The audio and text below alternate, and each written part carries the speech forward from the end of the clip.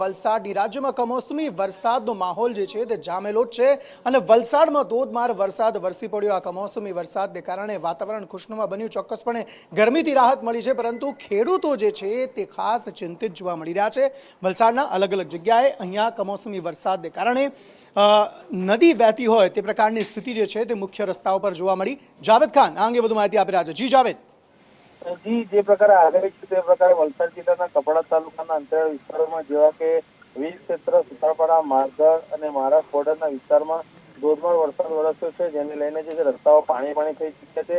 ખાસ કરીને જે છે ડુંગરોમાં જે શાકભાજી કરતા ખેડૂતો છે અને જે ડાંગરનો પાક લેતા હોય છે, અને ખાસ કરીને અત્યારે કેરીની સિઝન છે, જે આંબા પર આવેલી કેરીઓમાં જે છે એ આ પ્રકારની જે નુકસાની છે વરસાદને કારણે એ જોવાઈ રહી છે। તો બીજી તરફ વચ્ચે આવેલા છેલ્લા 4 દિવસ પહેલા જે પડેલા વરસાદને લઈને પણ હાલ જે છે અહીં નુકસાનીનું વળતર મળે તે માટે સર્વે પણ થઈ ગયો છે, પરંતુ ફરી એકવાર હવે જે છે વરસાદે માતા લીધી છે અને આજે વરસાદ વરસી રહ્યો છે।